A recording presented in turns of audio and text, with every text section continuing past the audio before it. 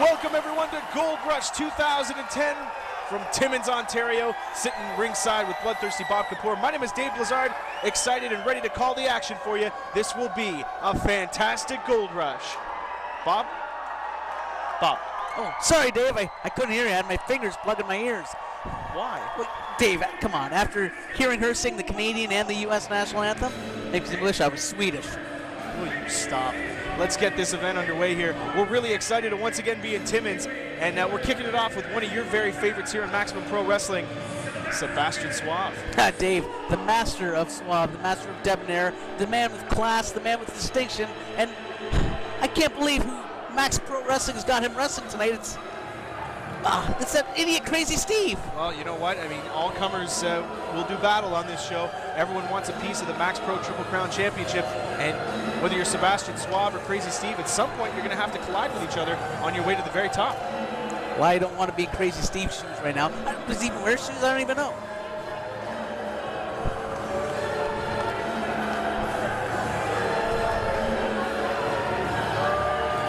And there out here in Timmins, not giving Sebastian Suave a very warm welcome, Bob.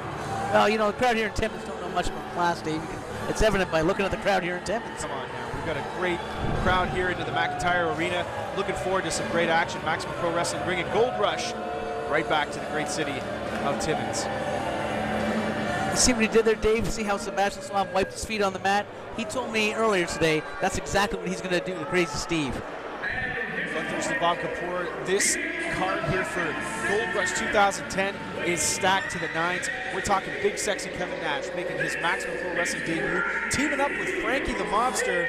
What do you think of that team? Dave, I think that's going to be the most dysfunctional team ever. Those two egos trying to coexist, I don't think it's going to happen. Well, when you talk about egos on the opposite side of the ring, those two are going to be facing James Champagne, the Vanilla Killer, and Bowling. Let's see how those two can coexist.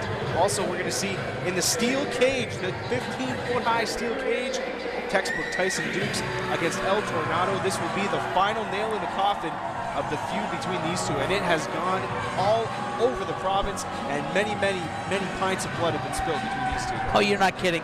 Former tag team partners, Dave, now feuding. It doesn't get any more personal than this one.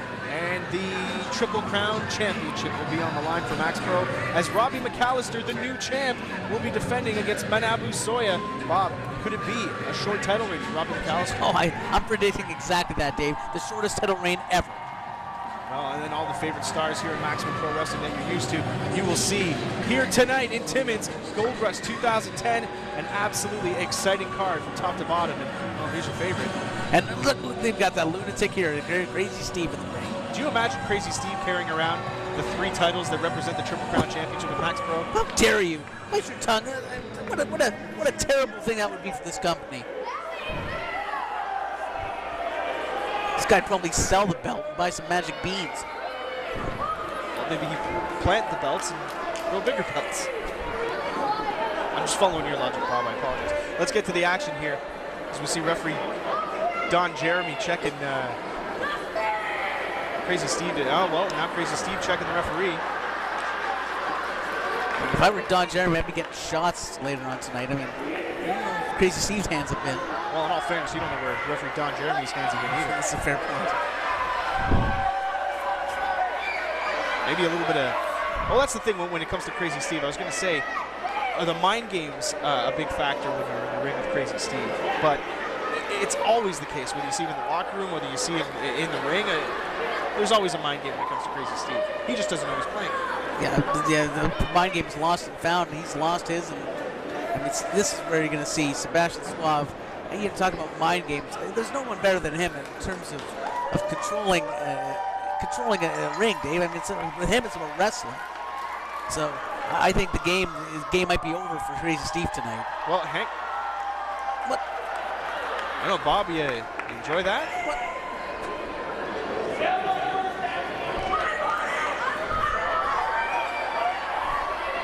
He can fold his laundry, Bob. Look at this. He just. You're perplexed by Crazy Steve.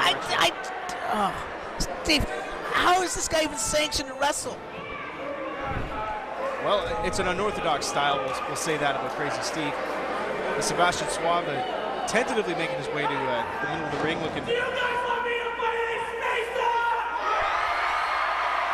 request from the crowd to have Crazy Steve bite Sebastian Suave's face off. No, I mean, that's not allowed. You can't do that. You can't bite people's faces off.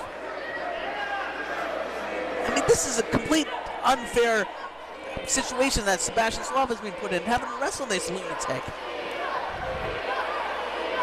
I think they should just disqualify Steve for the intention of biting and award Sebastian Suave the match. That would be the right thing to do, in my view. So far, all he did was ask the crowd. There was no intention shown by Crazy Steve that he was going to bite anyone's face off. But nonetheless, Crazy Steve has amassed quite a few wins recently here in Maximum Pro Wrestling, and it would be fitting to see him defeat Sebastian Suave, who's also on the rise here at Max Pro. And there you go, Dave. That's what Sebastian Suave thinks of Steve. Oh, wait a second. Maybe that face bite that Crazy Steve promised earlier was on the way for Sebastian Suave. For a nasty slap to the face. Oh, and an arm drag. Look at this, a wrestling move by Crazy Steve. Well, he must have fluked into that. I don't think he knows how to do one. Headlock now by Steve, and an Irish whip by Sebastian Suave into the ropes and a duck underneath. Oh, and there you go. Now that's not fair. Hey, listen, tit for tat. Crazy Steve with a slap right back to the face of Sebastian Suave. It's good for the goose, it's good for the gander. Now another Irish whip in. Oh, little mirrored leapfrog, if you will. And this is what Sebastian Suave cannot afford to do. He can't let this guy, as you said, use his mind games and dictate the pace of this. You seem flustered, Bob. Crazy Steve really gets to you, doesn't he? He does, and frankly, Dave, I mean, this town does too. I don't want to. Well, there's that face bite that Crazy Steve promised. Although nobody home when he came off the ropes there. And Suave, using the top turnbuckle. There we go, and that's the intellectual advantage that Suave brings to this match. Devastating clothesline. Nice. Hard to bite a guy's face when you have all your teeth knocked out of your mouth. And Sebastian Suave with that vicious clothesline. I like that. Suave measuring him from behind there, making sure he doesn't get in the sights of Crazy Steve. Smart move. Well, the crowd not liking what Sebastian Suave's doing, already getting on the debonair one's case. Suave backs Crazy Steve into the corner. Big left hand. Wow, the southpaw connects hard with that. Boot to the midsection. And this is what Suave's got to do. He's got to be on constant attack. He's got to be on the offensive because he cannot afford to, as I said, let Crazy Steve take an advantage of this at all. And throws him hard to the bucket. Another follow through, and Suave showing some power. See, this is great. The crowd brings out the mean streak in Sebastian Suave, and the mean streak is what makes Sebastian Suave so successful here in Maximum Pro. Well, I was going to pose the question to you, Bob. If you were in Sebastian Suave's corner right now giving him advice, which kind of technique would you tell him to go with? Would you tell him to brawl with Crazy Steve? Would you tell him to try to out-wrestle him? Because as of right now, it looks like he's trying to out-tough Crazy Steve. Well, you know what, Dave? I mean, number one, Sebastian Suave can do things on his own. He doesn't need my advice, doesn't need my counsel. If we were to ask and discuss strategy, though, I'd say do exactly what you're doing, because right now Sebastian Suave is firmly in control. Off the ropes, measures him with that knee, planting it into the side of the neck, and this could be it for Steve, and just a kick out before 3. Well, see, this is why he's crazy. Crazy Steve too stupid to stay down. He should have taken the 3 count like a man, and this end of the night made it a lot less painful for himself. Well, with Crazy Steve being as unorthodox as he is, one has to wonder how much pain he actually does feel, and does he know when to quit? Does he know when to say enough is enough? I don't think he's stringing together those words, Dave, quite frankly, but what's... Look at that, a big high cross body. just sort of throwing his body into Sebastian Suave, taking him down, and almost held Suave down for a 3 count. And Suave with using that mind to be just one step ahead. Exactly. Crazy Steve. Well, that's the thing that's about Steve, man. He's so reckless. He doesn't even. Sometimes I don't even think he knows what he's going to do. And what happened there is he's charged in and got caught. Suave again with another close 2 count there. Suave not impressed with the referee's work thus far. Well, I don't blame him. I thought it might have been a little slow count myself.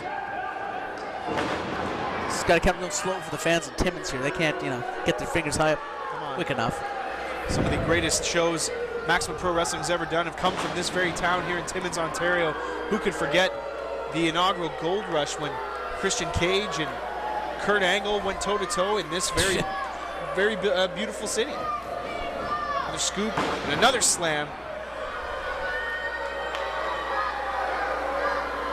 An insult to injury. Again, showing Crazy Steve exactly what he thinks of him. And Sebastian, well, I mean, Sebastian maybe getting some confidence. David, don't often see him go to the top, but the man's got a ton of offensive arsenal. No. Well, he's got nowhere to go but down. Suave lands hard. Went for some high-risk offense, and it didn't work out for Suave. No, Suave's got to get out of there. Whoa, Crazy Steve throwing the body. Once again, using it as a weapon in an unorthodox style of drop kick there. Hooks the leg. Steve's got Sebastian Suave down for 2. Do you think even Steve knows what he's doing there, Dave? He's just, again, using his body, as you said, as a weapon.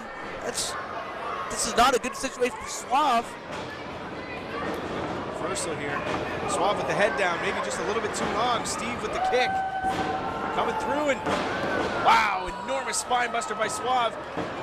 It's both legs and a kick out once again by Steve. Not quite enough to keep the crazy one down. And I thought it was over. As obviously Suave did too after that great spine buster.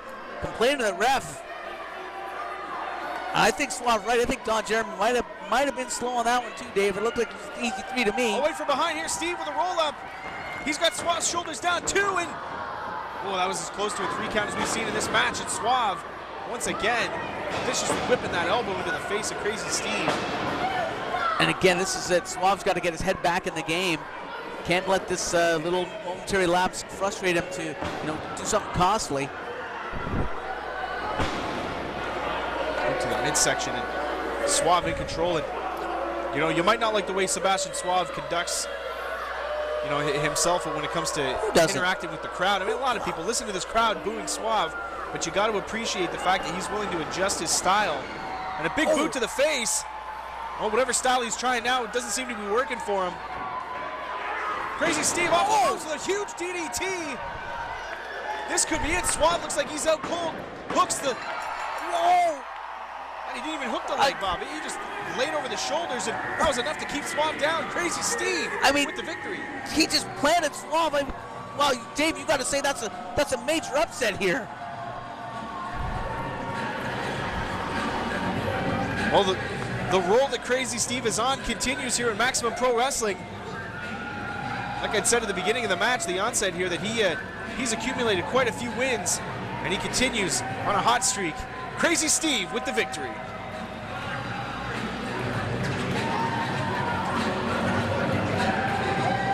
Bob Kapoor, you know what? We have seen these 2 competitors battle all over the place, and it's really gotten very personal. What started as these 2 being sort of teammates in the Young Stars versus Pro Stars tournament, well, a little jealousy came to foot as to who is really the leader of the Young Stars. And, well, 2 of the standouts happen to be this man here, the Russian Bear, Boris Brezhnev, and his opponent, Anthony Fiasco. Yeah, these 2 have taken violence to a new degree here in Max Pro, Dave. I personally love it, and if you want to talk about who the leader of the Young Stars is, well, he's Boris Brezhnev.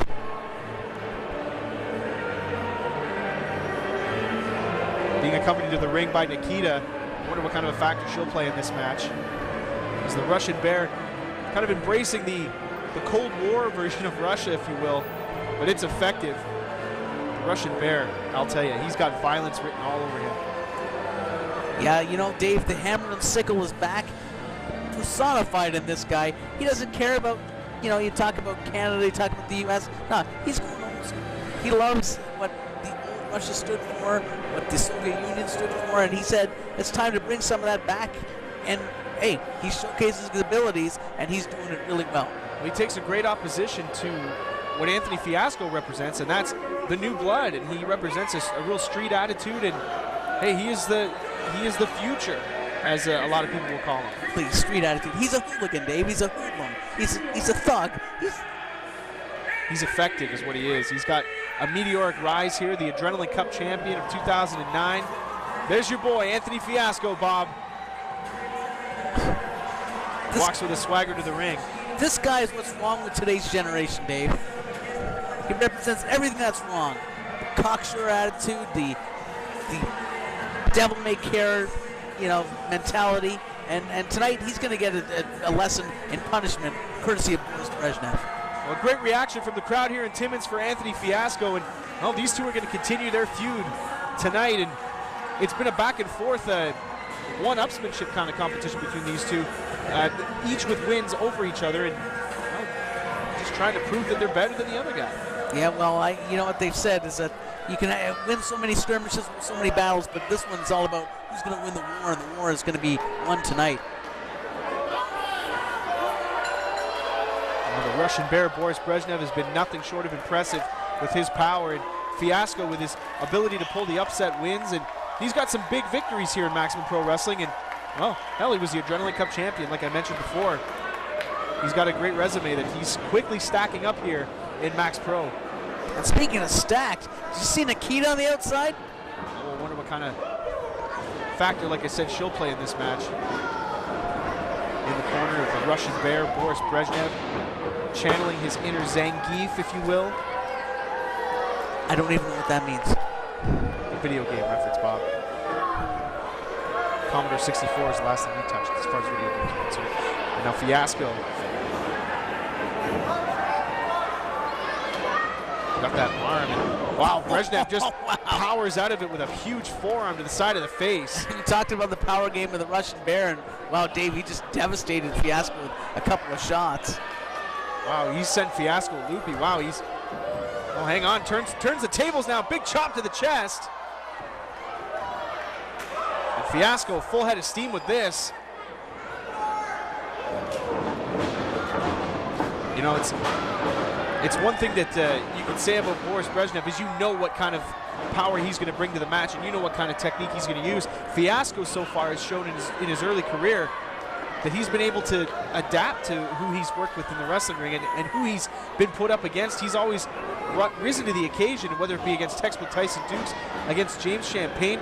Really, so far, whatever he's been put in there against, he's made moves to adapt to what they do. Can he adapt to the power that the Russian Bear brings to the match? Well, time may tell. I mean, I'll give you credit, or give him credit, Dave. I mean, Fiasco has had a good run here in Max Pro, but you know, the constant thorn in his side is Boris Brezhnev, and as you said, they've each had some victories, but I don't think anything has been definitive. Well, at the end of the day, a win is a win, and Fiasco has been able to pull out wins that were really not expected of him, but he's also been very controlled in his matches, and he's also been very impressive in his wins that he's had here in Max Pro. He's always given everyone a fight every time out, and it looks like he's doing the same thing to the Russian Bear in this match here as the shoulders are down. Only a 2 count. Great athleticism by the young man, Anthony Fiasco. Brezhnev powering out of that 2 count. Big man up. Wow. Look at that. Fiasco showing some power of his own. And oh, there you go. See Nikita interjecting herself in the match. Did you say he tried to kick Nikita? Oh, and from behind, the Russian Bear with that clubbing forearm sends Fiasco down hard. Oh, man. That was vicious. And here we go. Wow, that's the Russian style. Look at that. Just brutal power. Brezhnev just attacking like a wild dog that smells the open wound on Fiasco and just says, that's it, I'm going to tear this guy apart now. Big snap suplex. Fiasco able to get that left shoulder up off the mat just before the 3 count. And see, that's the thing about Fiasco, Dave. He's easily distracted. The guy doesn't have any focus. You can talking about. Well, I mean, you saw he get distracted, try to kick Nikita, do a little slide and drop kick, and she, luckily she was able to catch him in the act, and Boris made him pay for it. well, as usual, you're seeing things with a different set of glasses. In the corner, now the Russian Bear is just mounting an attack that's going to leave some lasting effects on Fiasco if Boris Brezhnev has his way. Coming through though, look at this, Fiasco could steal a victory over the Bear. And a kick out. Close one, but Brezhnev ducks underneath, and look at this. Another opportunity by Fiasco, rolls him up, and wow, quicker than a hiccup. Fiasco, very impressive, big forearm and a knife edge chop. Irish whip in again, and look at that. Oh my goodness. wow, and there you see the power, Dave. The power on display by Boris Brezhnev. He just picked Fiasco up like he was nothing. Shot him, God, 7-8 feet in the air with that. And a hard landing by Fiasco. That'll take the wind right out of you when you land on your chest like that. Absolutely. It's too bad he didn't land right in his head. Maybe fix that haircut. Please. He's got style, he's got swagger, and right now he needs a prayer. The Russian Bear is taking apart Fiasco, and again behind the referee's back. Look at this.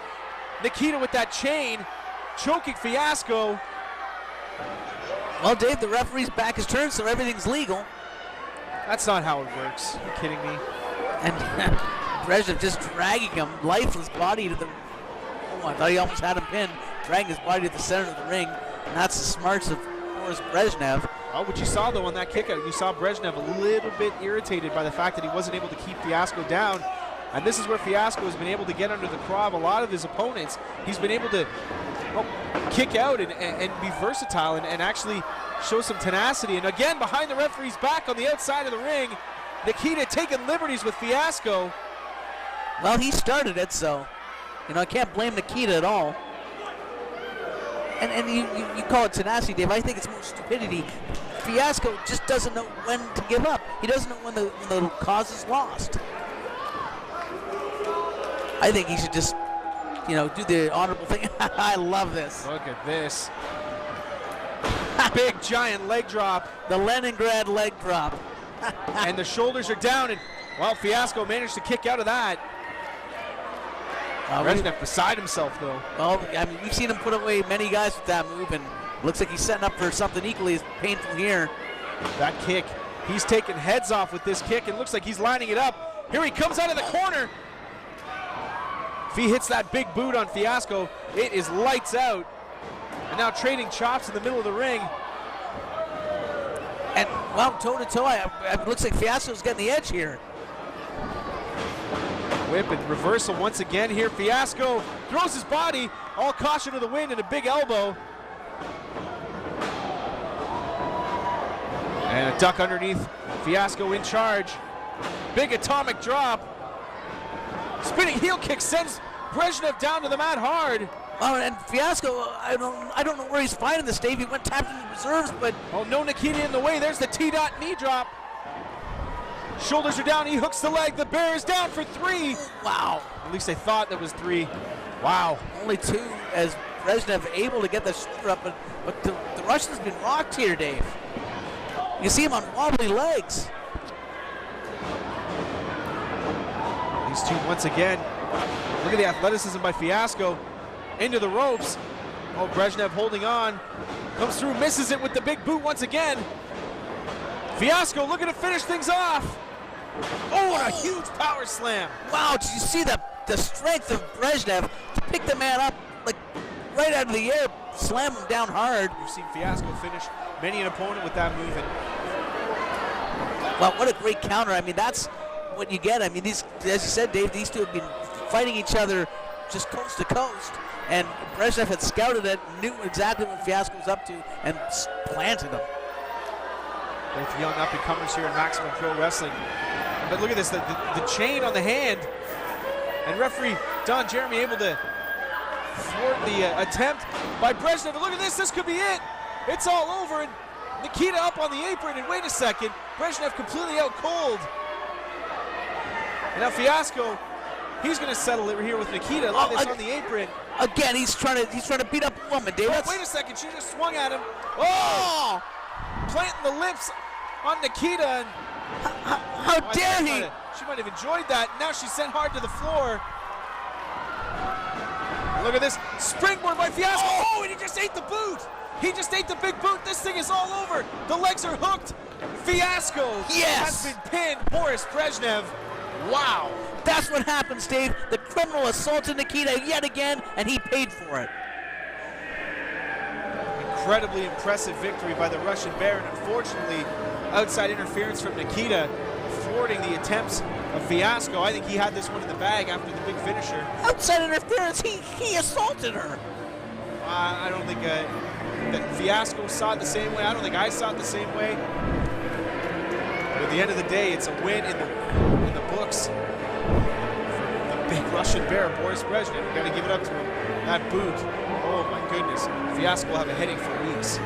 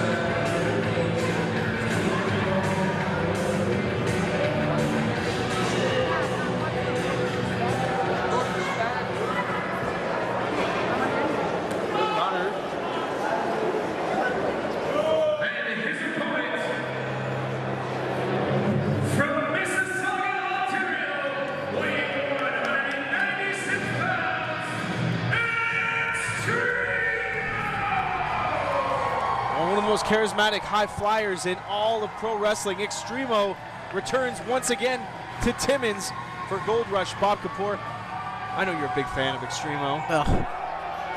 Dave, I don't even want to get in the history of this guy. All I hope is that Brad freaking Martin puts him away for freaking good. Well, we'll see if that's even possible. Mxpw has had some great success here in Timmins. Former BSC Pro Suicide six-pack champion. BCW voted him the high flyer of the decade. Former tag team champion. This guy is a decorated champion here in Maximum Pro Wrestling. He's had great success in all levels. Really excelled as a singles competitor. And away from behind, Brad Martin not waiting. To take the advantage up nice and early here. And that's what you get, Dave. You want to showboat to the fans. You want to be Mr. Nice Guy, run for mayor, and Brad Martin's going to stop you in your tracks. Mxpw, look at this. Using his athleticism, he's really throwing Brad Martin off the game. And I thought Martin was going to have the advantage, but Mxpw was so quick to turn the tables. Wow, really impressive. Here comes the high flyer into the corner. And Martin's got to get out of there. I mean, he had the right idea at the front, but it didn't turn out the way you'd hoped. Oh, Mxpw, a great competitor, not afraid to go to high-risk offense. And look at that, a big high cross body up the second rope. He's got Brad Martin down, and he curled him tight. Almost had him for the 3 count, Bob. That would have been a quick win. I mean, that certainly is not the debut that Brad Martin wanted to have in Timmins.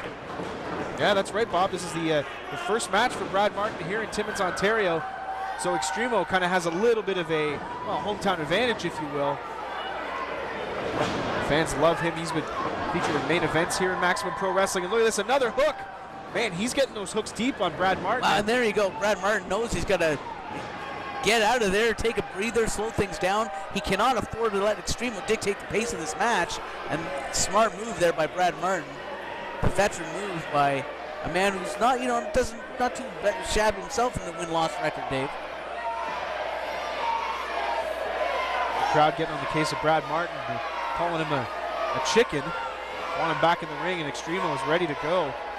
But maybe you're right, Bob. I mean, maybe Brad's got to control the pace a little bit better, but Extremo not having any of that. On the referee, I mean, come on, referee's pulling the guy's hair. He's outside of the ring getting his, the mandatory timeout that is allowed. And there's no timeouts in wrestling, Bob. There will be a 10 count issued by the referee, but Extremo doesn't want to wait for it.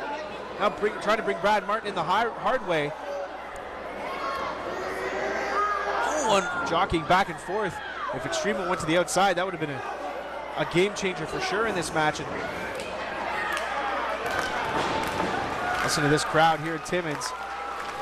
And this is not boding well for Brad Martin. You've got to get out of there, Brad. Watch out. Look at this sliding underneath and nobody home. Oh my goodness.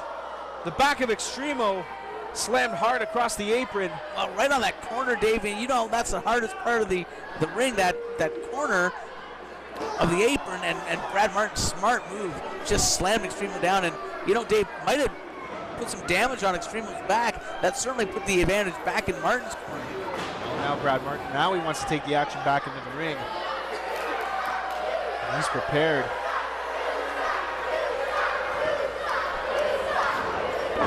Big, vicious European uppercut. And you can see Extremo grabbing the small of his back, Dave. It's clear that there's some damage there from that devastating move on the outside. This is exactly what Brad Martin wants to be. Extremo holding that lower back. Wow. He went in face first into the buckle, and again, a huge clothesline from behind. And Brad Martin very pleased with himself. Takes some time, hooks the leg. Wow, very lightly covered up those shoulders, giving Extremo way too much breathing room. Well, I think Brad is feeling a little confident right now, Dave. You can see that he's grounded Extremo, punished the back, and you take away Extremo's ability to move and bend, Dave, and all of his high-flying arsenal goes to waste. We've seen Extremo fly from all kinds of heights here. But you're right, Bob. If he doesn't have that offense, he's got to adapt very quickly, or this could be a very big loss for Extremo. You talk a very big win for Brad Martin, first time in Timmins. Absolutely. You talk about going from the highest of heights, and that's when you crash and burn the hardest. Martin using the middle rope to choke Extremo here, and the referee Don Jeremy admonishing him, but giving him the 5 count as he is allotted. Right through into the ropes again, and Brad Martin with that point of the elbow right into the mouth of Extremo, is knocking a tooth out. Oh, look at that referee getting in the way there. Brad Martin just shoving him out of the way, and then there you go again, putting that forearm right across the face of Extremo. Oh, and you can see Martin yelling at him, saying that referee might have cost him a victory right there by clumsily getting in the way.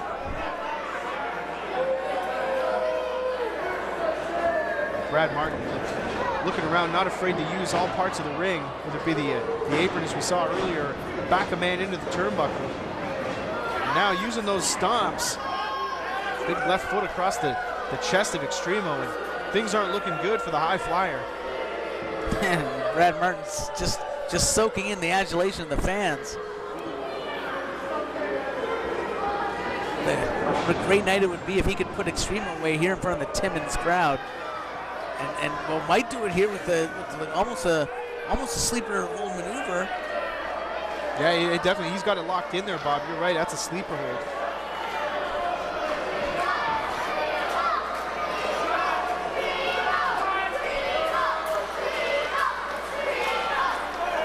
And I think Extremo's going Betty by.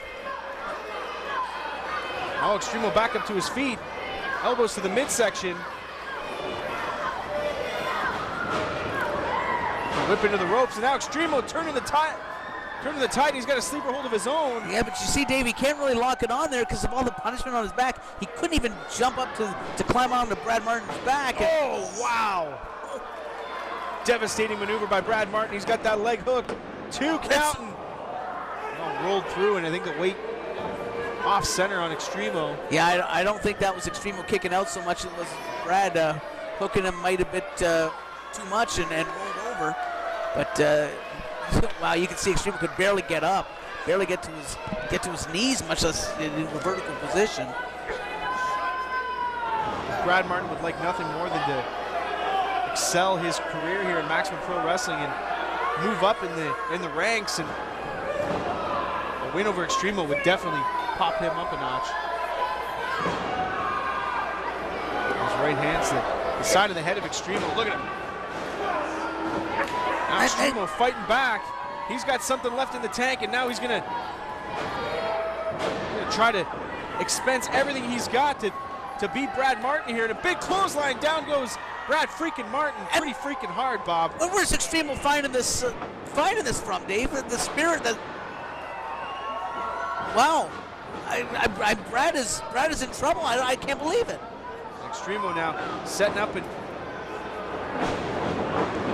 Oh, wait a second. He follows Brad Martin into the ropes. Sending him to the outside. Here comes Extremo diving through the ropes. And that high-risk offense paying off for Extremo, the man from Mississauga, Ontario. I'm flabbergasted. Extremo was at death's door, and I'm something about the crowd, Dave. I don't know what's gone into him. Well, he's got that adrenaline pumping. Extremo wants to finish off Brad Martin here. Look at him go. We've seen him before finish off many an opponent with this. And, oh, hang on, a sunset flip perhaps. And, oh, Brad Martin could steal a victory. And Extremo sliding out, oh, so quickly, and putting that martial arts kick to the side of the head. Hooks the leg too, and wow, Martin kicked out of that. I thought that was it when he put that boot right to the side of the head. I mean, just a series of counters. They actually too quick to call here. Knocking the cobwebs loose though for Brad Martin. Holy cow, he really clocked him.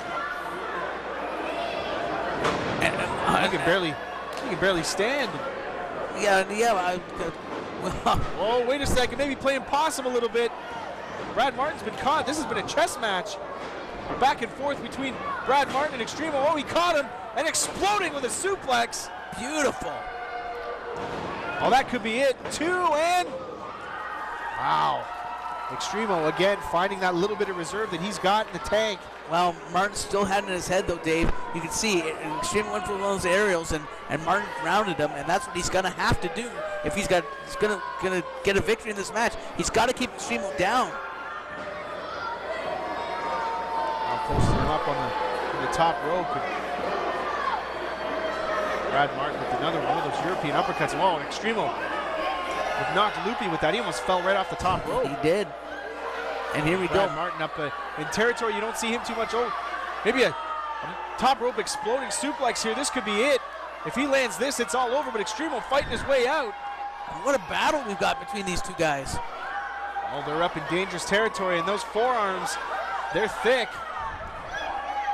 Martin caught him, though, getting that upper hand, and here comes that suplex. If he lands it, like I said, Bob, this thing is all over. Extremo once again. Man, these two are battling. A big headbutt. Wow, and Martin landed right in the back of his head. And Extremo, wait a second. He loves being up here. 450 splash. Bob Kapoor, this thing is over. Hooks the leg, and it is done.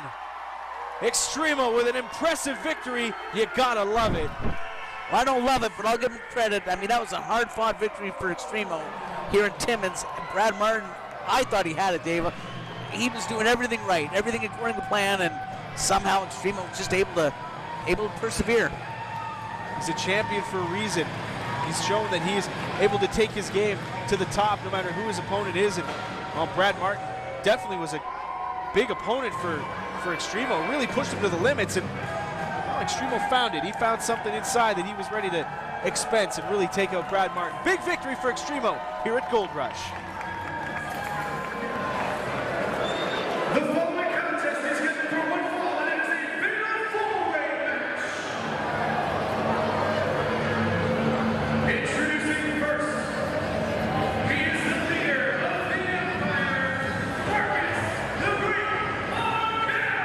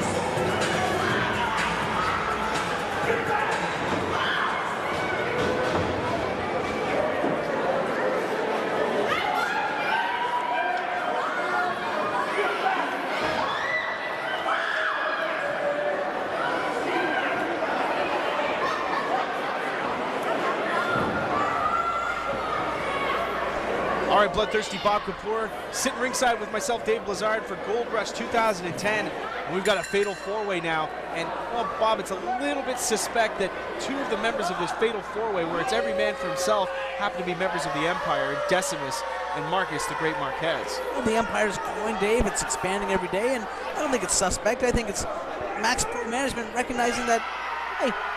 Oh, look at, hang on a second. This is what I'm seeing right here. A little handshake between Decimus and Marcus Marquez, when really they're competing against each other. And the two opponents they've got in this fatal four-way are very formidable opponents in the high flyer Phil Atlas and the all-starter Brent B. Atlas and Marquez are going to start things off here. Oh, it's Decimus. My apologies. Yeah, Decimus and Phil Atlas locking up. Well, you know, the Empire, Dave, they're one family unit, so you just say Empire member 1, Empire member 2. That's the advantage. They couldn't be any happier about this match. They told me before the show that, yeah, they were quite happy with this contest. It's really 2 on 1 on 1. Yeah, well, we'll see how things progress when if any egos get in the way between Decimus and Marcus Marquez here in this match, or if they're going to actually be able to work as a cohesive unit. And everyone wants that winner's purse. And now Phil Atlas with the big chops.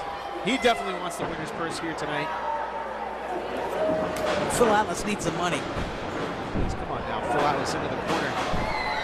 The speed of Atlas is, well, not too many guys can keep up with him. And one of the guys in this match that just might be able to do that is the all-starter, Brent B. Spinning heel kick. And Phil Atlas, you know, trained in all sorts of styles of wrestling, North American, Japanese, Mexican. There's not much that he hasn't done, not much that he can't do, but I don't think he can beat the Empire tonight. Now Marquez, right into a big arm drag. Nicely done by Phil Atlas. He took Marquez like head over heels with that. Marquez and Decimus exchanging a bit of a aggressive tag in, if you will. Into the corner, and Brent B a tag. The referee did see that, and Phil Atlas did not, though. Taking a bit of an offense to the fact that Brent B made the tag without Phil Atlas knowing. I don't think Phil was done with the competition. Well, I think Phil Atlas probably couldn't see because all the grease in the hair is running through his eyes. Come on now.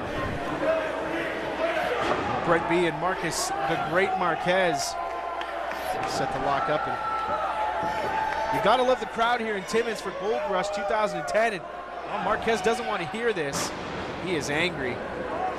Well, the crowd here are giving him no respect whatsoever to him or his partner Decimus.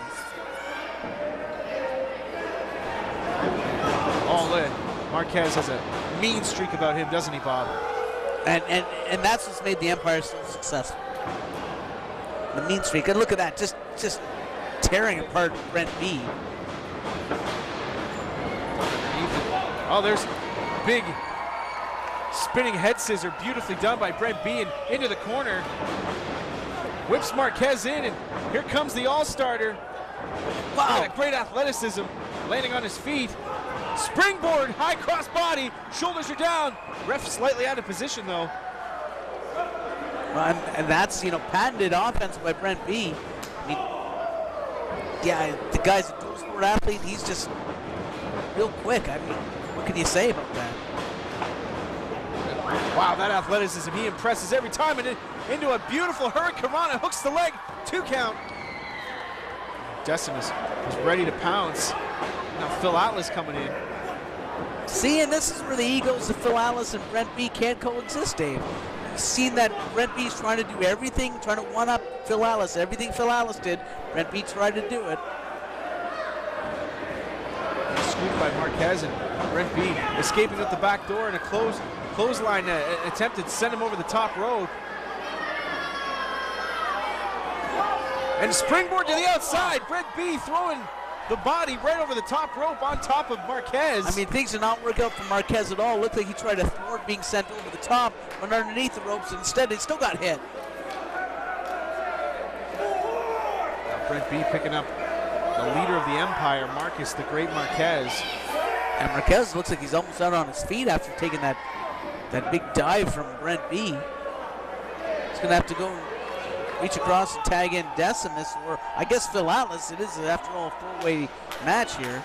You know, one has to think there's only so many high-risk maneuvers one man can do in a match. And, oh wait, Decimus sends Brent B down. It is every man for himself, but Brent B had to have eyes in the back of his head there, and he didn't. Well, you called it. You said there's only so many high-risk moves they can make, and I guess that was the last one for Brent.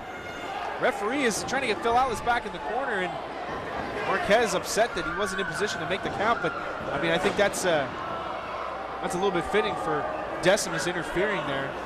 Maybe a bit of karma coming back from Marcus Marquez. Big scoop and a big backbreaker by Marquez. He is impressive, Bob. You have to give him that. Well, Marquez is he's a warrior, Dave. You can he's great. What can you say?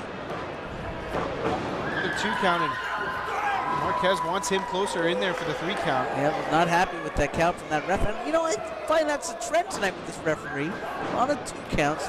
Might be a little slow. I mean, the competition has been fierce, and kudos to the matchmakers here in Maximum Pro Wrestling. They've put together some really competitive matches thus far, and it's going to continue here tonight when Manabu Soya goes against Robbie McAllister for the Maximum Pro Wrestling Triple Crown Championship, the steel cage match between El Tornado and textbook Tyson Dukes, and of course big sexy Kevin Nash and Frankie the Mobster against Bolin and James Champagne. So I mean, there's still some great matches to come, and so far these competitors have really put it all on the line here.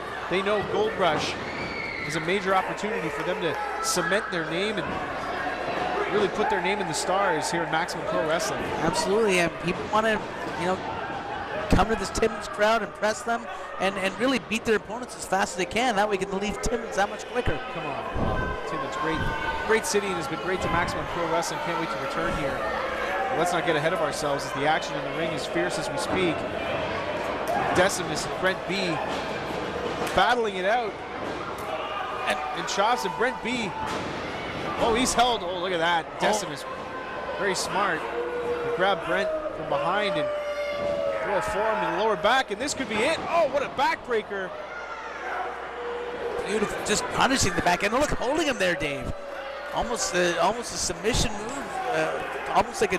Where's the pain centralized to, Bob? Well, it's really in the back of the neck, in the lower back as well. It's just almost like a dragon sleeper. If he could just push Brent B a little forward, it would almost be a dragon sleeper, but Brent B able to escape the lanky legs of Brent B.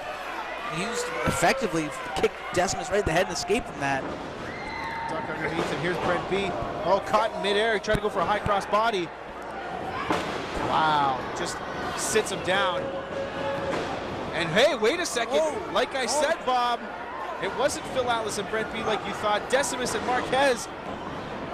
And this is not good. The Empire crumbling here. What's going on? These two, no, guys, you can't be. And Phil Atlas steps in between the two of them.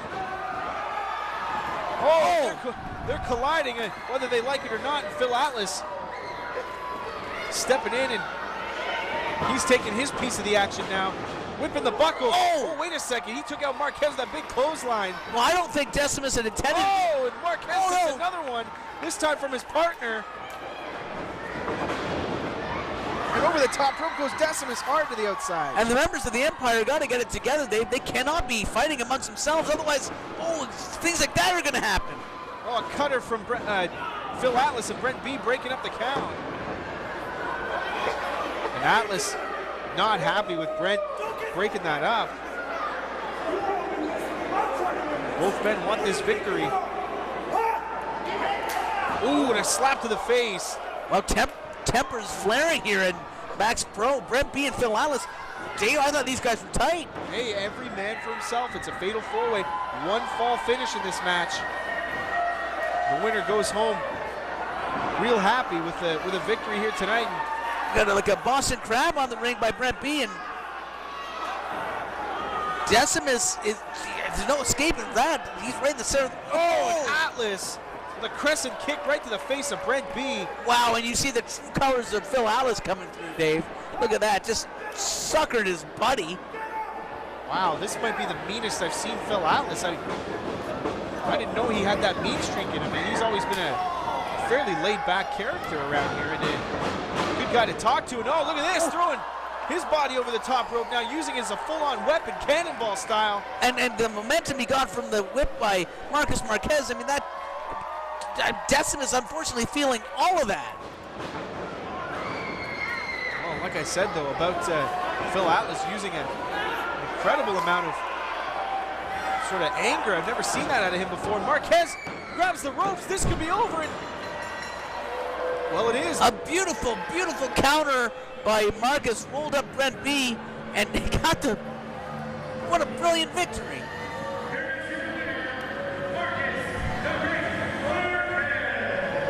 An impressive victory stolen from Brent B. Well, look, he grabbed the rope. He had a curl up on Brent B, and then he grabbed the rope for a little bit of added momentum, and well, he got the win. Yeah, I think in four-way matches that's legal. It absolutely is not, but in any event, Marcus the Great Marquez goes home as the winner in the Fatal 4-Way here at Gold Rush 2010.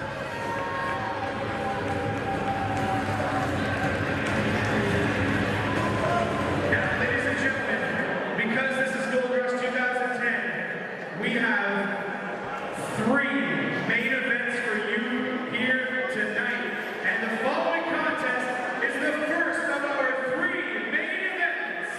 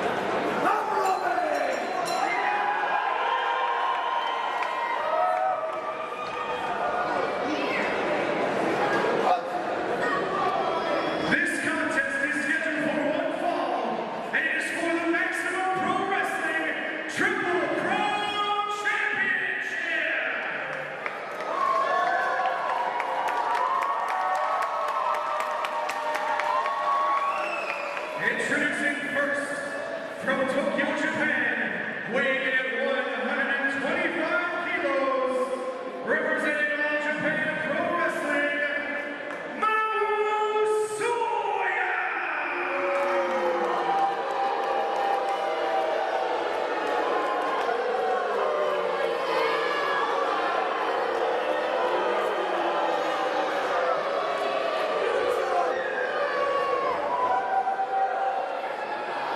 and his opponent,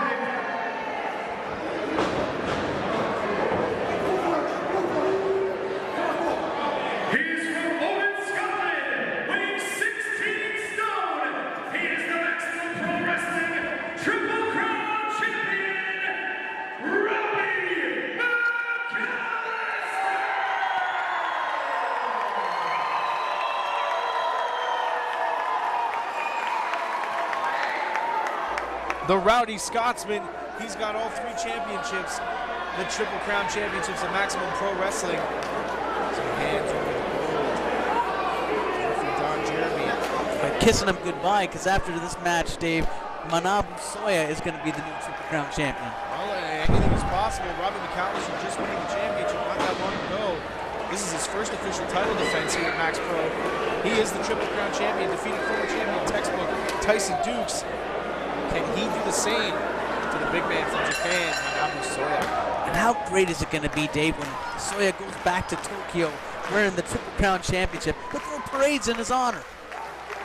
Robbie's a proud champion here at Maximum Pro Wrestling, and he has no intention of letting that championship go. Soya kind of mocking Robbie McAllister a little bit there. And Robbie's got no intention of letting the championship go easily, so if Soya's going to take it from him, it's going to be a tough challenge. Former WWE Tag Team Champion. Now winning a singles championship here in Maximum Pro Wrestling. The highest honor you can achieve here in Max Pro, the Triple Crown Championship. A little stalemate there with the power. Well, So Robbie might be the smaller guy, Bob. I sort of cut you off. He might be the smaller guy, but you know what? He's got a lot of power of his own. well, he does. I mean, he's almost got that. He doesn't even know his own strength. I mean, Robbie McAllister, quite frankly, doesn't know a whole lot. But Come on now. He is the champion, and he represents you as well as an employee of this company. hey, no man in a dress represents me. Let's get one thing straight. Don't let him hear you say that. Call him that a dress. That's a kilt. Proud Scotsman. He'll battle with the big man. And again, locking up. And the last time they tried this, it didn't go anywhere. But Robbie with an advantage, altering up his plan a little bit. Robbie's a bit stubborn. I could see him trying to play a power game and try to beat Mxpw Soya at his own game. Well, he can try, but he's going to fail. And right now, he's got Soya's arm tied up and taking full advantage of that. But I can't imagine that Soya's going to take this for too long. And there we go. Nice reversal, nice counter, and just wrenching the arm of Robbie McAllister.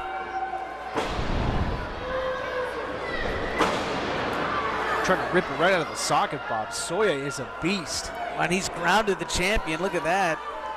McAllister crying. I think he might have given up. Is he tapping? No, it's not a tap, Bob.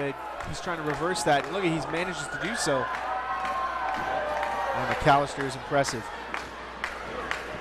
And he's been on a real high here at Maximum Pro Wrestling after winning the Triple Crown Championship, just in such a great mood and doing all kinds of interviews for Max Pro and really getting the name out there of this great company that has really done some incredible things here in 2010. And a great representative of the company, I'm proud to say Robbie McAllister is our Triple Crown champion. Well, you're proud. I'm not too proud of the fact. Quite frankly, it's great to have him doing interviews. This guy can barely speak English. When he does, you can't understand. Side headlock. I mean, I can understand him just fine, Bob. Champ, the tight headlock, and Soya once again trying to power his way out of it, and he does so. He does. Look at that. The size of those arms on Soya. His bicep is almost as big as Robbie's head. Everything about Soya is impressive. His power, his size. I mean, he's a hard guy to get off his feet. Oh, look at, he's got a mouthful of Soya's head. I didn't even see that. What's? Got a bite on the fingers there. Oh, and Soya's gonna have to get a rabies shot. Dave, that's uncalled for. Well, that's an ultimate equalizer. That's what that is right there. And a whip into the ropes, duck underneath, sunset flip by the man from the land of the rising sun, and face full. Oh, the land of the falling moon. That's horrible. Right to the outside goes Soya. He's got to regroup after that. Oh, and that's the kind of champion you're proud of? Are you kidding me? And the champ, full moon here in Timmins. Oh, throwing up his dress like it's a kilt. It's a kilt, Bob. And Soya is angry. He wants to get right back in there and punish the champ. And wow, look at that, full steam ahead. The Japanese train not stopping until he gets right to Robbie McAllister and that Triple Crown Championship. I mean, Dave, in Japan, holding a belt is an honorable thing, and Robbie's just made it a joke by showing no respect whatsoever for his opponent. Ramming the head into the turnbuckle. Soya trying to punish Robbie, but doesn't seem to be having much of an effect on the champ. Oh, wait a sec. Hang on. The guy's crazy. He's got a head as hard as a stone. And he's telling Soya, hit me. And ooh. Soya's got a hell of a right hand, too. And that didn't go anywhere when it came to the cranium of the champ. He might have busted on that rock. And Robbie McAllister with the big headbutt. Wow, Soya taken down hard. Shoulders down and looking for a successful title defense here in Timmins. And Soya cannot do this. He can't fall into Robbie's traps. He's got to go back to the basics. Well, I think any kind of game plan that Soya has should be to avoid the head. Clearly we see that that's not a successful direction for Soya to take in the offense, but oh, huge forearm right across the chest. Oh, trying to restrict the breathing of Soya. And the big man with those kicks. Oh, wow. That is like swinging a Louisville Slugger into the chest of Robbie McAllister. Wow, and the martial arts expertise of Soya coming through. Caving in to Robbie's chest with those huge chops. Soya is so impressive. And McAllister with the upper hand coming through again. And oh, nobody home. He went shoulder first into the ring post and hard to the outside. Well, his head might be rock solid, but his shoulder certainly is, Dave. That could have caused some permanent damage. He's in a world of hurt on the outside. The champ having that shoulder go right into the ring post. Definitely restricting his offense. And you can see Soya following up on that, going after the injured arm. Oh, right into the steel rail there. That steel, great for the lighting fixtures here outside the ring. And it's hard steel to go right into the shoulder blade. Yeah, and look at this, using the ring barricade to even add some more punishment on there. That is just nasty. Look at it.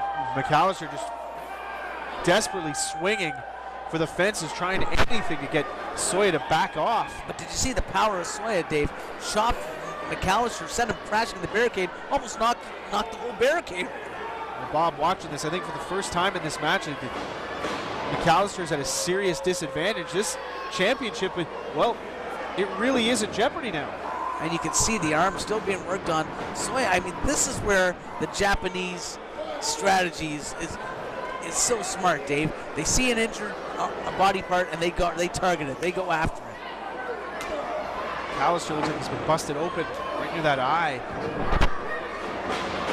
Blood getting into the eye of the champion. That serves as yet another disadvantage. Soya just throwing that massive shoulder into the injured shoulder of Robbie McAllister, really doing some damage to the champ right now. Look at that pressure move right there. Oh my goodness, look at the size of that leg. Using those mighty thighs to block McAllister. And look, just wrenching on that arm. We might get a submission here, Bob. Absolutely, I was just going to say, Robbie McAllister, I don't think he's got nowhere to go. The power of Soya is just keeping him grounded, just wrenching on that arm. And it might be, as I said, Dave, as I predicted, we might see a new champion right here. Anything's possible. The competition is fierce. And let's be honest, Robbie McAllister has a big mark on his head. He's got that big bullseye on his back. Everybody gunning for the championship, the Triple Crown Championship of Mxpw. And Soya could be the new champ. And a kick out. He'll be the first Japanese-born champion here in Maximum Pro Wrestling if he can accomplish that. Like you said, headlines all over the great country of Japan if he can accomplish this by beating a world-class superstar like Robbie McAllister. Well, this is why Soya came to Canada, Dave, is to learn the North American technique, to perfect his craft here in the Mxpw ring, and he's doing it right now. You talk about almost a perfect offense, and there you go, right there. He's got the champion in a world of hurt right now. Never seen anyone take it to Robbie McAllister like this. When Robbie just trying anything, he got a roll up on Soya. Soya didn't expect that. Robbie using his good shoulder to try to pull Soya down, and he got just enough momentum to get the big man down for a quick second, but Soya right back on the offense. And look at that, just rolls him over. just ugly, just tugged on that arm until Robbie had no choice but to roll over with it, the momentum. Otherwise, that arm could have been broken. Well, you know what, Bob? At this point of the match, I mean, it's very possible that even a simple submission move, even a simple amount of damage done to the arm could be enough to get Robbie McAllister to, well, I hate to say it, but he could tap out. He could quit. He might say, this is enough. I can't handle anymore. And at this point, it could be something as simple as this move coming up here. Look at this. The arm is hooked in a slam, and the damage is done, and it just keeps getting worse for McAllister. And, you know, with that cut in his eye, too, the blood, the strength, the scutt's going to get sapped right out of Robbie. In addition, all the punishment on the arm, and here we go, Soya coming for a Pearl Harbor attack. Finish him off, and oh, he caught the boot, though. No, he did, and oh, nobody home on the elbow drop. Robbie looking to get back up on his feet. Robbie just a hair quick enough to get out of that, otherwise it might have been over. Well, the big man Soya now gets his wits back about him, and he's eating a reverse elbow by Robbie McAllister. Coming out of the ropes, a double clothesline, both men are down. Man, this really could be a turning point in the match, Bob. Yeah, Robbie charging out of that corner, walks in the clothesline, and both men are down. And I mean, I have to assume that Soya is the fresher of the two. He's been putting punishment on Robbie for quite some time. Well, it's a real close race at this point. Is it fair to say the first man to get a big advantage could take this match, Bob? It's quite possible. And now they're slugging it out, just duking it out right in the center of the ring right now. The champ has got some fire in him. You know, I think at that point it was quantity over quality. It was more punches than big effective ones by McAllister, just enough to get Soya in his wits, just to sort of leaving him for a second. There's McAllister now taking over. This could be a good sign for the champ, and a whip into the rope, and that arm is still, it's hanging low, but a big drop kick by the angry Scotsman. Wow, you see McAllister fired up. He planted Soya with that drop kick. Look at how that arm is hanging, Bob. This could be full of damage, and there's a hook of the leg. Shoulders are down on Soya, and just able to get that left shoulder up off the mat. Well, I got to think that the punishment of that arm, otherwise McAllister might have been able to hook both his legs, maybe an arm and a leg, and trying on that double underhook, but you see he couldn't get the hook on because of that arm, and oh no! Taken down the hard way, Soya with a cover. We got a new champ! Wait, he can't kick out of that. Into a submission hold! Into an arm bar, but wait a second, shoulders are down on Soya. Wow, he realized just at the very last second that his shoulders were down. McAllister rolled out of that submission hold, and the shoulders are down once again. Dangerously close to losing the championship is Robbie McAllister. Well, Robbie McAllister, I got to say that's part of that might have been luck, Dave, because he had nowhere to go when Soya had that armbar cranked. Luckily, his shoulders were down. He had to give up the hold to break the count. Fireman's carry, and maybe he held him up there just a little bit too long, possibly thinking about his offense, and he sends McAllister to the outside, shoulder to the midsection.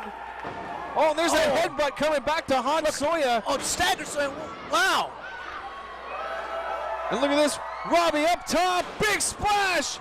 The Scottish splash, shoulders are down. Oh. We are celebrating tonight with some haggis. Big victory for Robbie McAllister. He is still the Maximum Pro Wrestling Triple Crown champion, Bob. What a contest, Dave. He's still champion, but by a hair. You got to say, Soya took him to the limit. He certainly did, and Robbie McAllister proving why he is championship material. Big victory for the Rowdy Scotsman. Congratulations to Robbie McAllister.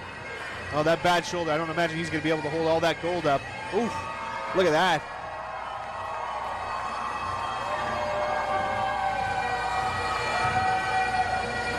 So a successful first title defense for Robbie McAllister. Will it be a long title reign for the Scotsman? It remains to be seen here at Maximum Pro Wrestling. All right, a lot of you people don't know me. Maybe you know me from TV and a former place I once was employed. But this is my first time in attendance, and believe it or not, my mother was born here. And I want to take this as a kind of homecoming, and I'm back in attendance for all of you. And thanks for coming out and cheering us on.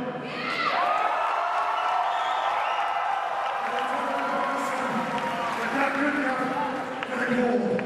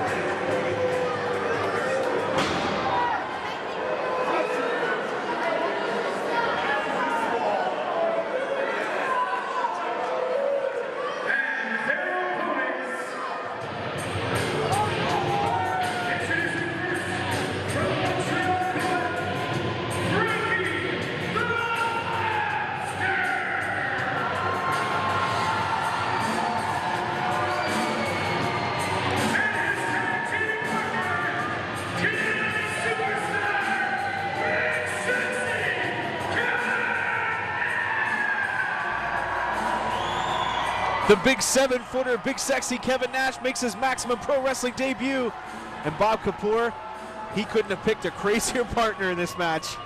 Frankie the Mobster. Well, if I were Kevin Nash, I'd be watching my back because you can't trust Frankie the Mobster. You know that as well as I do. Oh, and in history has anyone been able to trust Kevin Nash? That's a good point. Look at the competition on the other side of the ring. The big man, Bolin, teaming up with the Vanilla Killer, James Champagne. And Nikita, her services seem to have been purchased for this match. In the corner of Bolin and James Champagne. Well, there's no argument with success. You saw the success that she brought to Boris Brezhnev earlier tonight. And quite frankly, I'm all for having Nikita at ringside. In fact, maybe she can sit with us. Big Kev's got the mic. First off, just want to say what a pleasure it is to be here tonight.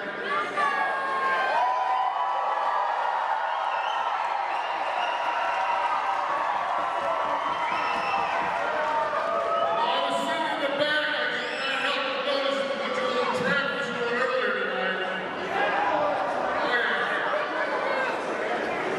I just did. I'm not taking it back. That's good here.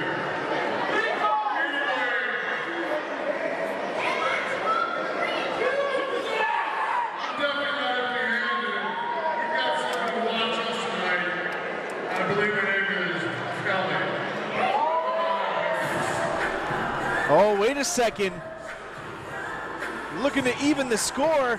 Kevin Nash has gone ahead and recruited the services of Au Naturel, Kelly Couture. Wait, she was supposed to service me. Well, there won't be any of that. You still have that restraining order, Bob.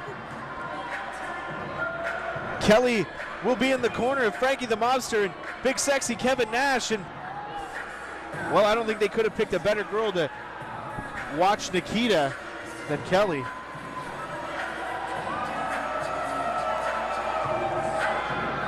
Great reaction. She is a fan favorite, to say the absolute least, up here in Timmins. Well, Dave, you know how much I love Kelly Couture, but no, why is she associating herself with these two? Well, didn't you think it was a little bit random that all of a sudden Nikita was in the corner of Bolin and James Champagne? How could you? Well, quite frankly, I think Kelly should actually join them. Well, hang on a second. I think Bolin and Champagne had some plans for Nikita because they seem pretty upset by the fact that Kelly Couture is now part of this match in the corner of Frankie and big sexy Kevin Nash. Well, again, all the, there's certainly tacticians, but I'll give credit, as you said, Kevin Nash, probably the master tactician in this whole business. Oh, he's got an eye for talent. Well, he had his eye on Kelly, obviously. He knows that she's going to be the right person for the job to make sure Nikita doesn't stick her nose in any business during this tag match. Really, though, if you wanted someone to watch over Nikita, I would have volunteered. Now, you sit down. You've got a job to do here. Kevin Nash, standing 7 feet tall. He is a monster. Former world champion. I mean, he's been a tag team champion. He is the Vanilla Killer, James Champagne, looking to make things a little too sweet with big sexy Kevin Nash. Giving him the Wolfpack signing. Oh, okay, Nash is going to play games. Nash is going to play with him. And Nikita, right on the apron, I'm not sure. Oh, hello. Maybe she's looking to join the Wolfpack. And now, wait a second, hang on a minute. It's getting, hello. Oh, and Champagne was, I guess, distracted momentarily. And Nash with those big knees to the midsection. We've seen this offense from Nash before, and wow, he looks really aggressive in there. Oh, sorry, I'm still distracted by what I just saw coming out of Kelly Couture's shirt. Yeah, you need to sit down, Bob. I don't think I can. Oh! Just what a punch, just almost knocked out James Champagne. Could you imagine he gets the Vanilla Killer James Champagne out for the jackknife powerbomb? Could you imagine we see that And Frankie the Mobster, no slouch. I mean, he's had lots of wars with James Champagne. He's probably given the scouting report to Kevin Nash in the back, told him exactly what to expect. And Nash now controlling the offense, looking fantastic at it. There you go. That's patented Kevin Nash right there. The elbows in the corner, not letting his opponent breathe. And there's the tag to the wild man from Montreal, Quebec, Canada, Frankie the Mobster. James Champagne has just gone out of the frying pan into the fire. You know, you might say it'd be great to not be in the clutches of Kevin Nash, but I certainly wouldn't want to be in those of Frankie the Mobsters either. Well, the freaky Frenchman picks up Kevin Nash, and now Champagne makes a tag. And in comes Bolin, former TNA gut check champion. Bolin is a big dude and a mean dude. Look at these two freaks of nature going at it. Oh, big flying forearm, shades of Tito Santana coming out of Frankie the Mobster. You were comparing Tito Santana and this maniac? Come on now, Bob. You saw signs of it. And here, Frank, oh, wait a second, Champagne. Oh, look at that. Getting a right hand for his troubles, but that set Frankie off the pace just long enough for Bolin to take advantage. That's what happens when you throw cheap shots. You get taken down by Bolin. Bolin cutting that ring off in half. Wow, look at the athleticism of the big man. And that's why Bolin is the future of wrestling, Dave. Things like that, the power, the athleticism. Well, that was surprising. I mean, usually you see him with his power game, and to see him flying over the top rope like that, that was very impressive. You got to give the devil his due. Well, maybe he's being learned from James Champagne. You know, James Champagne is a aerial master. I've never seen James Champagne come 2 feet off the ground. Now the Vanilla Killer backs Frankie into the corner, boot to the midsection.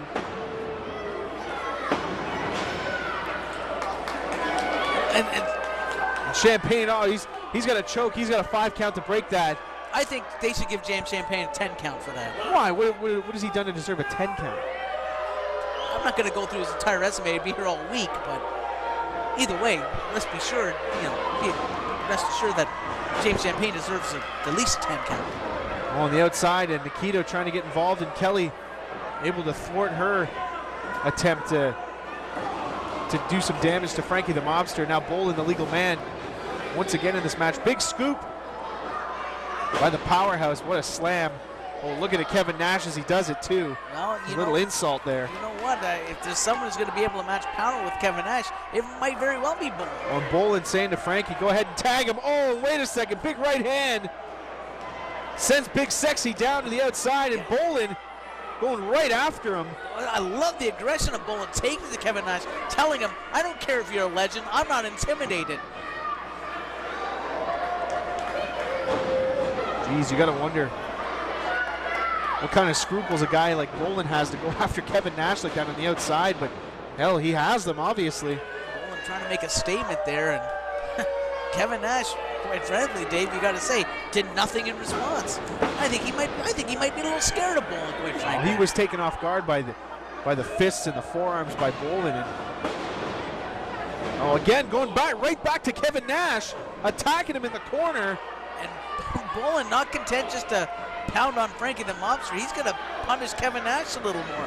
I don't think I've ever seen. Oh, behind the referee's back, James Champagne with a clothesline. And now Champagne going after Kevin Nash on the outside. They're really trying to take Big Sexy out of this match. He's got a choke on him. And smart moves. And you want to know why Nikita's out there, Dave? I think she's the brains behind this strategy. Well, it's coming from somewhere, but this dastardly duo of Bolin and Champagne have worked wonders so far. Frankie the Mobster really in a bad place right now. Look at that. By taking Nash off the apron, they've not only cut the ring in half, but now they own the entire ring. There's nowhere, absolutely nowhere for Frankie to go. Exactly. Even if Frankie does manage to get to his corner, there's no one there to tag. Smart move by Bolin and Champagne. The two working very well together. Champagne fighting with everything he's got to try to get back to his feet and get back into a vertical position where he can actually try to defend himself a little bit. So far, the actions of Frankie have been thwarted once again. He's gotten back up. Now he's got a little something going. Does he have enough? And oh, wow, a beautiful power slam by Bolin. That was impressive. The shoulders are down. Well, only a 2 count. Impressive. Come on, Dave. That was flawless. I've never seen anyone in Max Pro toss Frankie around like he was a child.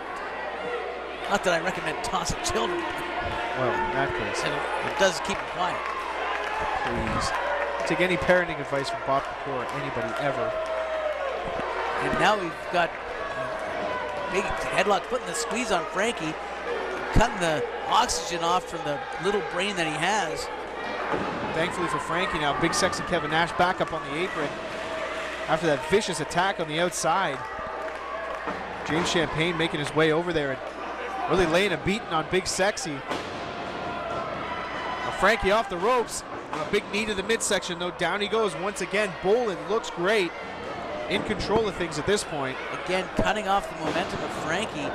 Frankie trying his hardest to get out of the clutches of Bolin and Champagne, but shoulders are down. This could be it. Oh, I thought that was it. I thought they got the win right there. And what a great feather in the cap it would be of both men if they can beat Frankie and Kevin Nash. Kevin Nash, I don't think he wants to walk out of Maximum Pro Wrestling with a losing record in his very first match, so he's desperately wanting to get in this match. I can feel it.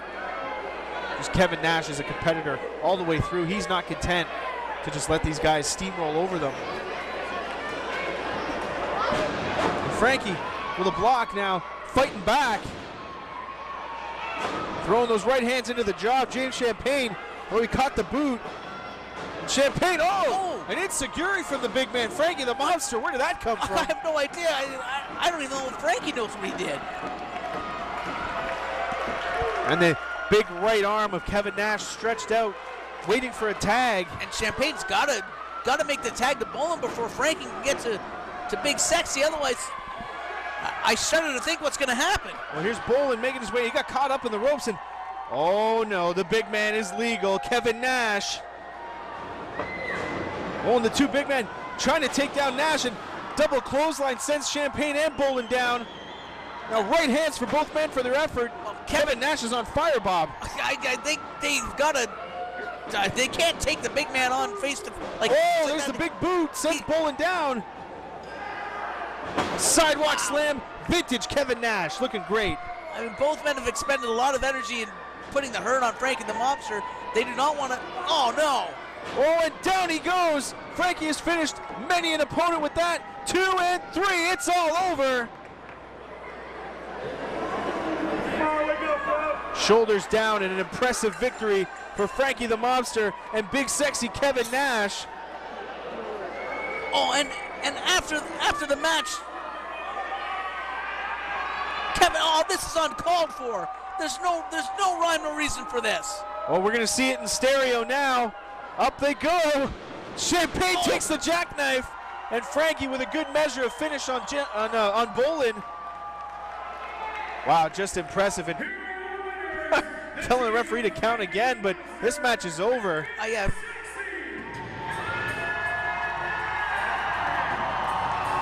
Kelly Couture able to keep Nikita out of the way. Hey, that's what she was brought to the ring for.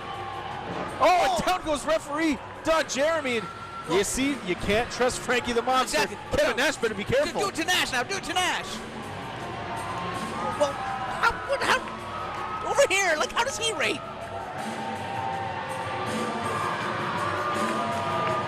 There's Big Sexy, a world-class superstar. He's main evented all over the world, has been a world champion, and here he is at Maximum Pro Wrestling. So great to have Big Sexy here. It'll be even better when he leaves. Please, Bob. Maximum Pro Wrestling bringing you close to the stars all the time. You got to check out the website, MaximumProWrestling.ca. Find out who's coming to your town. Big Sexy Kevin Nash with a very impressive victory, teaming up with Frankie the Mobster.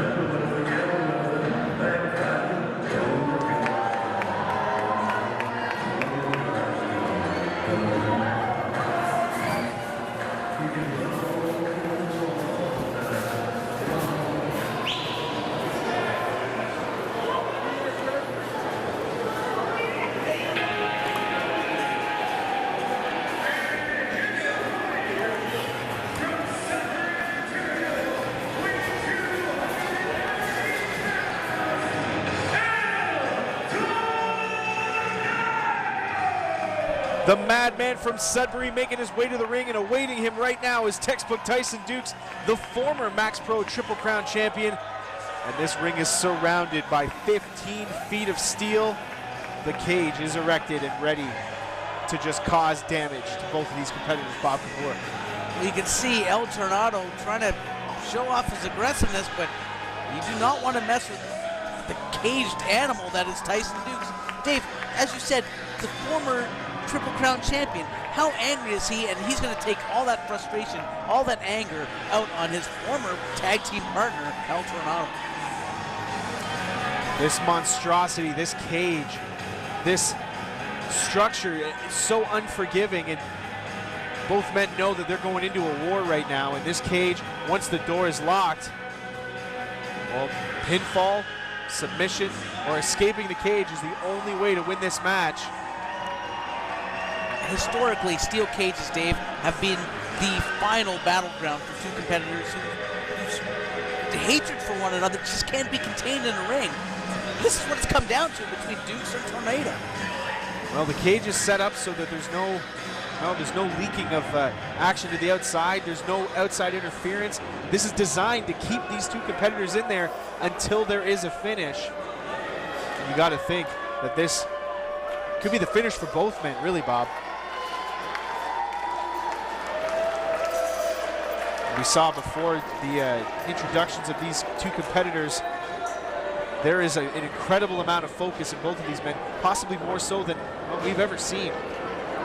So you saw the chains there tying these, or securing the door in place. I mean, that's what it's come down to. As I said, these two men have found no other way to settle their differences but to take it out like savages in like animals, Dave, in a cage. It's barbaric, it's inhumane, and here we go, it's on.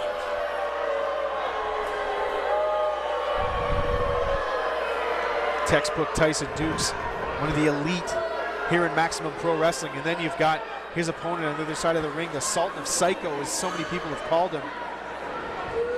El Tornado, so unpredictable in his offense, and well, now that he's got a steel cage surrounding him, who knows how he's going to use that to his advantage. Well, that's what Tyson Dukes has got to worry about. Textbook Tyson Dukes, Dave, as you know, a technical master. He does not want to get into exchanging barbarism with El Tornado. El Tornado has no limits. He has no filters. He just goes out there to hurt people. And in this kind of environment, I shudder to think what he could do. Well, we've seen a side of Tornado where he's a little bit goofy. He's out there having a bit of fun. As crazy as he may be, he had Textbook Tyson Dukes as a tag team partner for so long. And Tyson was necessarily maybe the brains behind the operation, and Tornado was the brute force, but they seem to have a good time. There is all business in those eyes right now of Tornado, and the same can be said about Dukes. There is no fun. There is no game being played between these two right now. Here we go, the first test of strength there with Tyson Dukes getting the advantage, backing Tornado up. And big right hand by Tornado, and let me tell you something, Bob. This structure is intimidating just to sit beside, just to look at this thing. 15 men had to put this cage together, and well, only one will survive this cage tonight.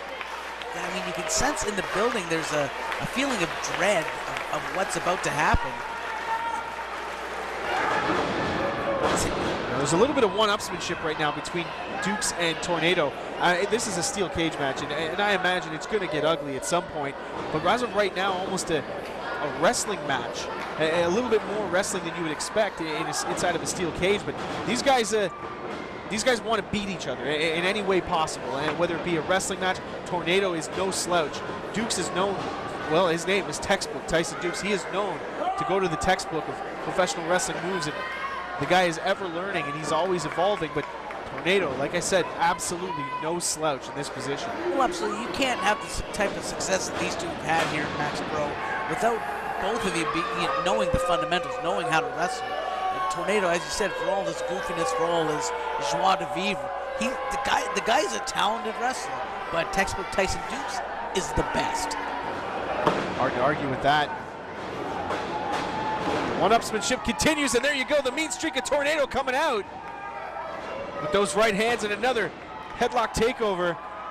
Wow, just nasty punches right to the head of Dukes. And we talked about it, temper's gonna flare in this one. It's not gonna be long before these two are giving it their all just to hurt one another. The first time ever a steel cage main event here in Timmins. Gold Rush 2010. Surely gonna end with a bang between these two. Will there be a banging of heads or a man who can bang the drum of being a winner here tonight? And, well, Duke's trying to escape and Tornado stopping him. Oh, hey, there's it. It's a full moon tonight. The former champ being dragged down the not so clean way. Big chop to the chest, and Tornado once again takes Dukes down. And a cover. It's going to take a little bit more to beat the former champion. Well, this match can end in a pinfall or submission in the center of the ring, or the man can climb over the top and have both feet touch the ground. Very impressive standing drop kick by Tornado. And this crowd in Timmins. And Tyson, look at that, biting, asking for some time here, and Tornado giving none of it. None of it. No order given, and wow, just taking it to Tyson. Rope off the ropes. Huge power slam by the Madman. Look at showing his athleticism. What a crazy offense. What can you say about that? I've never seen. You're gonna see things out of Tornado you've never seen anywhere else. Duke said, maybe looking to escape, and for the first time the cage is going to come into play in this match. Tornado looking to smack the head of Dukes off of that steel, and Dukes blocking it with everything he's got. Well, Dukes has got to fight this. He do not want to taste that mesh.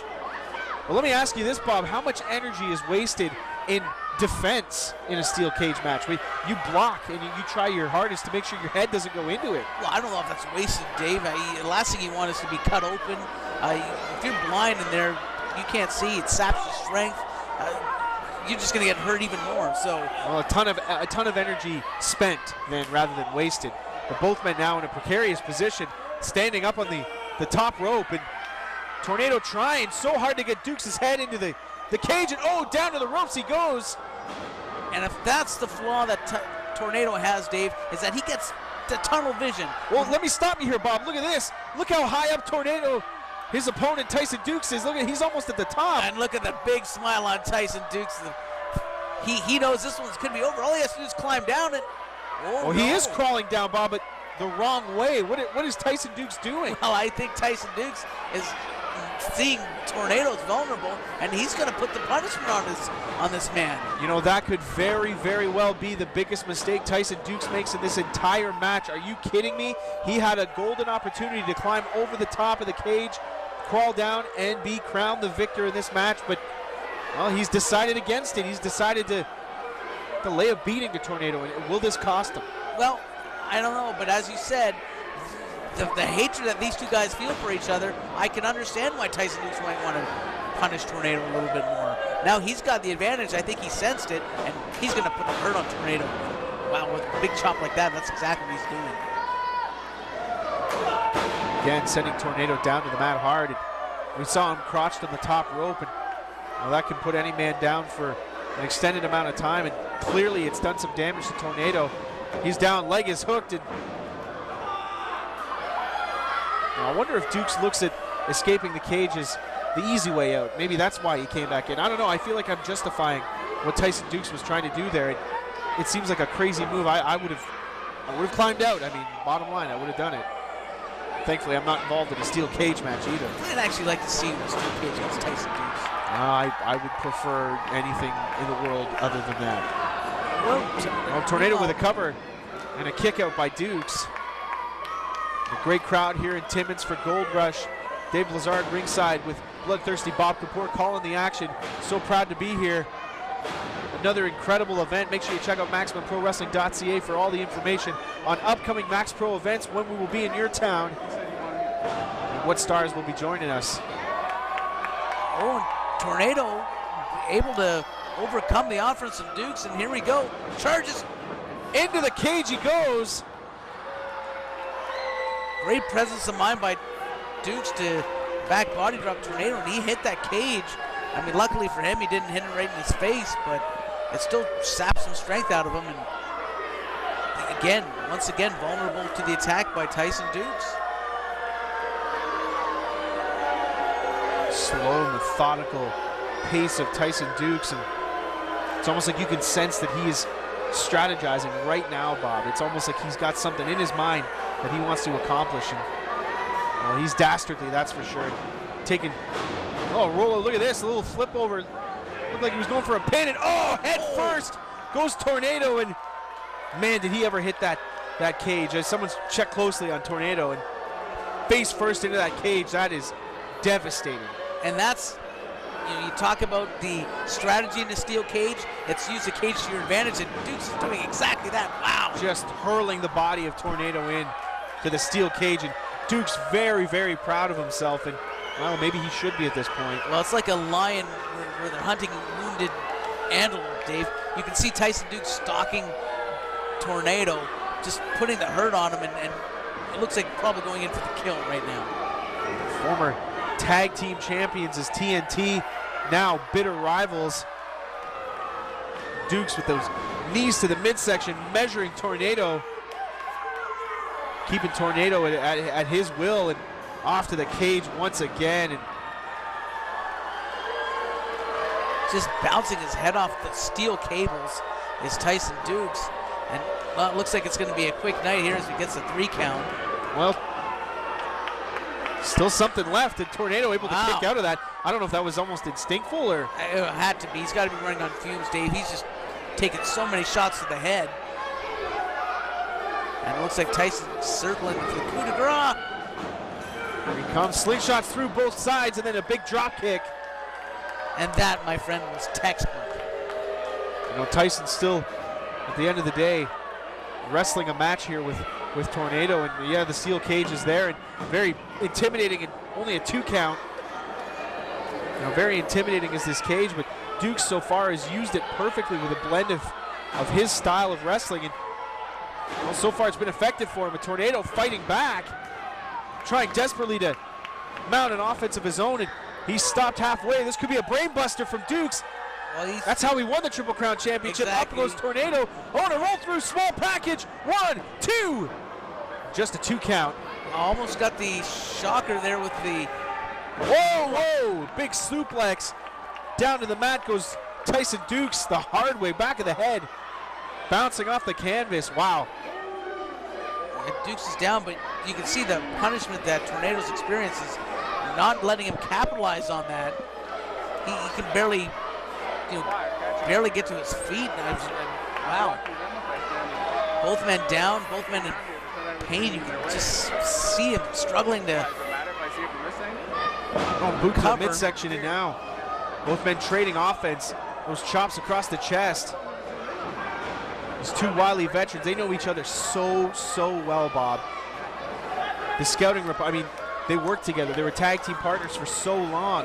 I mean, you almost don't even need a scouting report on your opponent. You know their ins and outs in every move. Yeah, tag team champions. These guys lived and breathed and traveled together. They were best of friends. And to see them now, you can't even imagine that these two could get along. And here we go. What can you say? They're in Timmins, Ontario, and they're settling their differences.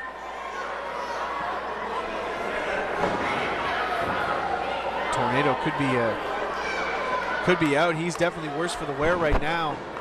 Yeah, he's lifeless right now. I think it's going to be easy for Tyson Dukes to now just walk out of that cage.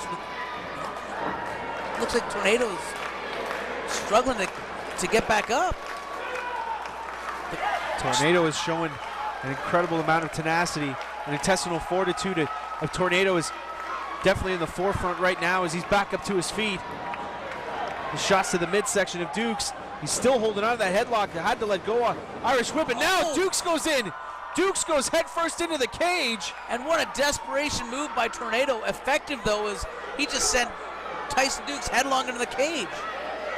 Both men down and in serious peril right now. And the man who gets up to his feet could have a definite advantage going forward in this match. Absolutely. Tyson Dukes hasn't moved since his head just bounced off that steel. Referee checking him. He might be out.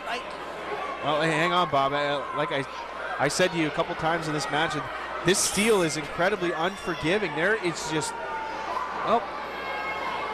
nowhere to go. When you go head first into that cage, the damage is done, and now being raked across, and Dukes is busted open. Oh, absolutely, and just getting his head shredded across the steel by Tornado, and this is where you do not want to be.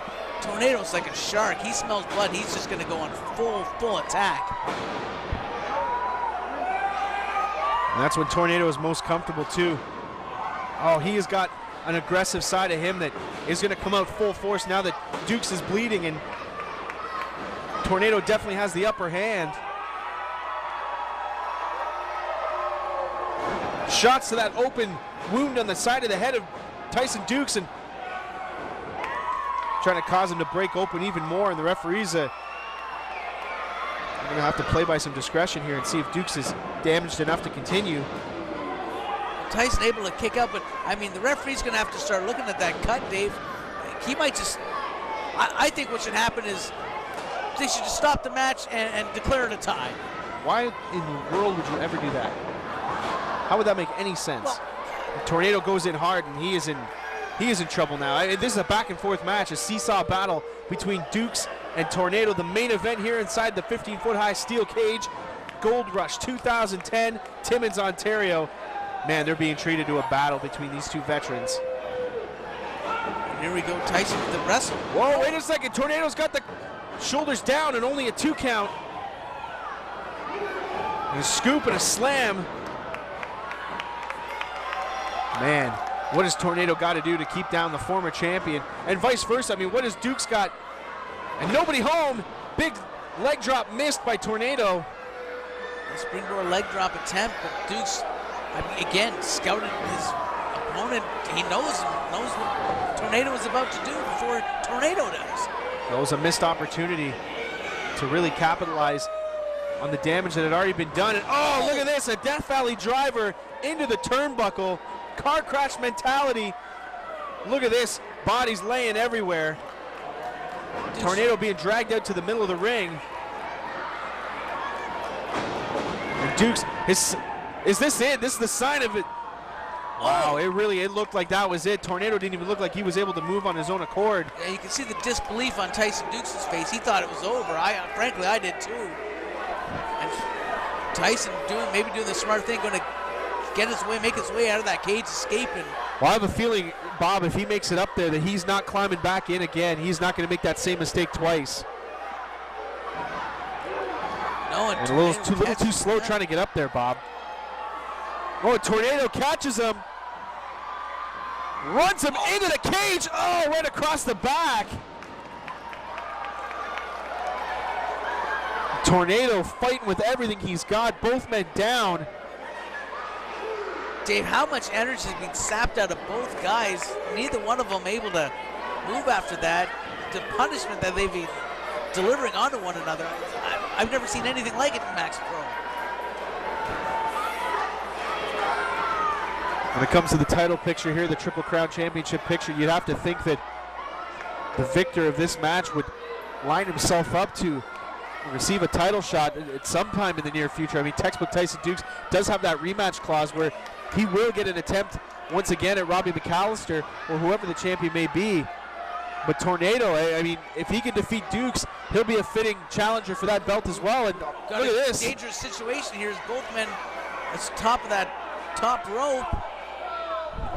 See, in a position like this, Bob, both men are not only competing with each other in offense, but they're also trying their darndest to keep their balance. And both men head first into the cage, both thinking the exact same thing, and down they go hard to the canvas.